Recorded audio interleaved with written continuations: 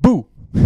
Oh. I gotcha. It is Spooktober, fellow mentors. And to celebrate the spookiest month on the calendar, we decided to open things up with one of the scariest topics of all, which is the state of modern music. Now, Ethan, to start off this topic, I guess we should begin with the thesis question that really spurred this entire discussion. Yes. And I want to ask the audience at home this very same question, which is, why was anyone even allowed to continue making music after Oingo Boingo already perfected it with Dead Man's Party? Yeah, I'm still wondering that to this day, honestly. It's a copyrighted song, obviously, so we can't play it. But Yeah. can we get like just 2 seconds?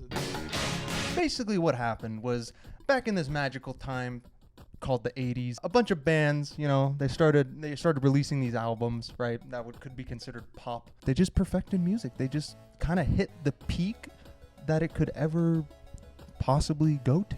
Some of these bands include Duran Duran, The Cars, David Bowie, Oingo Boingo, Wham, Tears for Fears, Talking Head, Genesis, Men at Work. oh, the Alan Parsons Project. And that's it. That's all the bands. That's it. that Thank were you for good. watching. Now, as this is one of our more serious videos, similarly to our previous video on the fall of movie posters, we don't want to make it seem like we're the guys that are saying, you know, everything in the past was way better than it is today. But also, I mean, when it's the truth, you kind of have to say it like it is. And in the case of music, certainly music from especially this time period in the 80s is just so much better in every way to what's coming out now. And hopefully we can convince you a little bit through this video. Take Oingo Boingo, for example.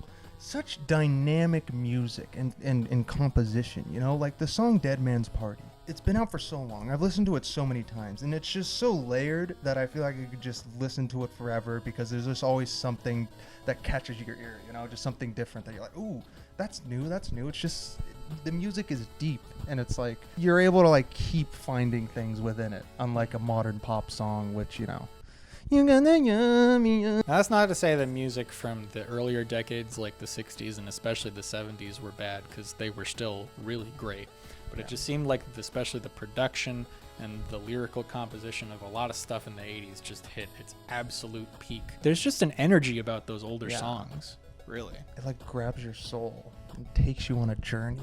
There's this sonic quality to all these bands we've mentioned. That Duran Duran sound, you know, that I don't even know how to explain it. It's just 80s pop, you know?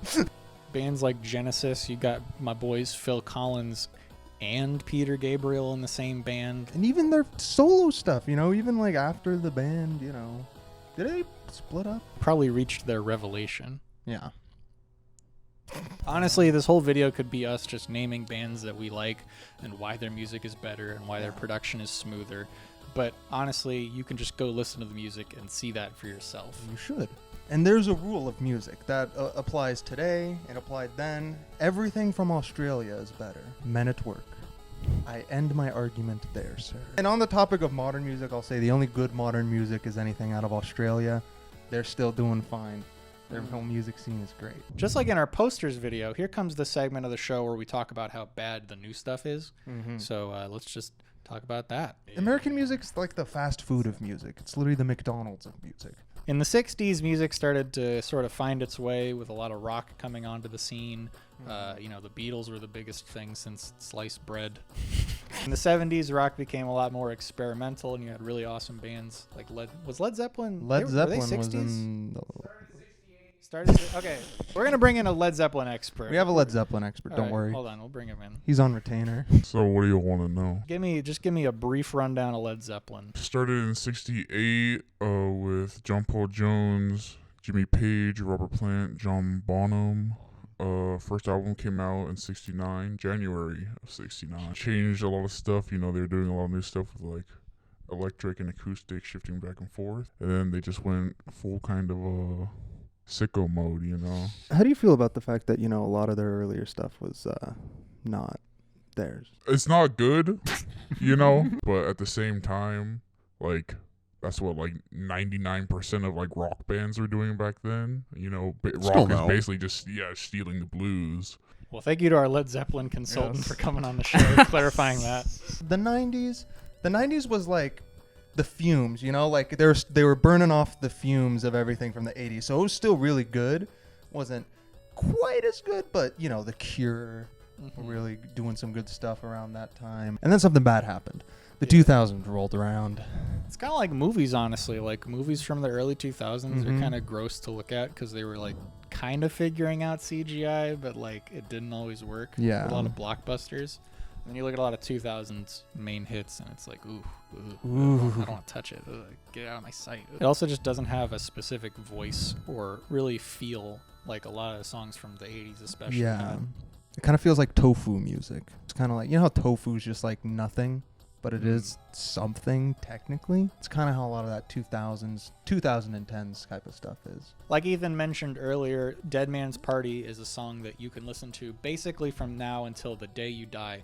And I don't think it'll ever get old because No. there's just so much to it. And it's such an enjoyable track. It's upbeat, yet it's kind of spooky and eerie because it's all about, I don't know, dead people, man. I don't want to talk about Skeletons that. and- But now the focus of music is kind of just to put out a summer hit or something that's going to be popular for 2 or 3 months. Yeah. And then eventually it'll just fade out of the public eye.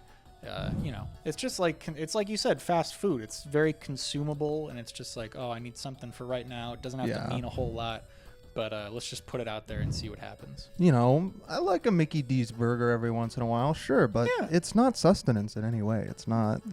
It's not gonna like. Oingo Boingo's good for you, man. Like your soul is just gonna heal. You're just gonna feel it, man. There are some music artists today that I think are still kind of putting out some good stuff, you know. Oh, for sure. Honorably. Big shout out. I'm a big fan of The Weeknd, his newest album. Oh my gosh. But he's also taking it back to the 80s. Yeah, and again, his music is basically the same, so maybe that's why I like it. Wait, are all the music artists we like now just people that sound like 80s artists? I was literally gonna Tame Impala? Yeah, Tame Yeah, Impala. gee. Mac What? DeMarco? Mac DeMarco. I was gonna mention Charlie Puth's pretty big, but his Mhm. music is pretty similar to the 80s. It's not the best music, but it's pretty well produced. Yeah. I listen to it a fair amount. John Mayer, there's one. John Mayer, yeah. Except he doesn't release music. But if he did, he'd be great at it. That's the thing, is if you're a musician and you put effort in, I like your music. But if you just show up to the studio, do a little singing, someone else does all the work, I don't know, it just rubs me wrong, you know? Like, the artistry of the music is just lost. And it's a business, it's production, you know? It's not art, it's not passion. It's like, let's make a buck, let's make a hit. And if anything, that's what I have against Billie Eilish is let's make a buck, let's make a hit. You know, and she, you know, honestly, like I put her up against an artist, you know, like someone like Kevin Parker, and you'll see like big disparity. No, yeah. I'm not saying anything about her personality or her character. Oh no, yeah, My again, literal only argument is that she produces music interestingly. Yeah. Or somebody does. you know what, Billie Eilish, come on the pod, prove down. us wrong. You won't. You, You won't won't. come on the podcast. Side note: Charlie Puth produces his own music. Well, I like that guy. So now. there you go. I guess one other thing I wanted to bring up is kind of like we don't want music to become Stranger Things. Yeah, if that no. makes sense. No. I like The Weeknd and Charlie Puth and all these and Tame Impala because their Mhm. music reminds me of the 80s, but I don't want people's answer to fixing music to just be go make music from the 80s Yeah. because it's the 80s. If it's a sound you actually are good at, like Bruno Mars does a lot Yeah. of disco sounding kind of music, but that's because his voice is really good for Yeah. that and he's able to produce stuff. But There's you know, also a personal flair from these artists, you know, that they put a little bit of their own, you know, style into it. Like Stranger Things is just 80s tropes, yeah. So like Stranger Things, let's try not to make the answer just go back to the way things were, but rather look at the way things were and try and formulate your own voice and make it your own unique Yeah. musical thing. Yeah, we should do one of those serious videos on Stranger Things. I'm down. It'll be like 30 minutes long. Yeah, that'll be fun. No one will be safe. I have power you could not possibly imagine. Well, as the editor, you're the god of the video. Yes. Anyway, thanks for watching the video. I hope you had a good time. I hope you maybe learned something. And go off and do the Lord's work and edit those godly videos, Justin. All right. Farewell, mortal.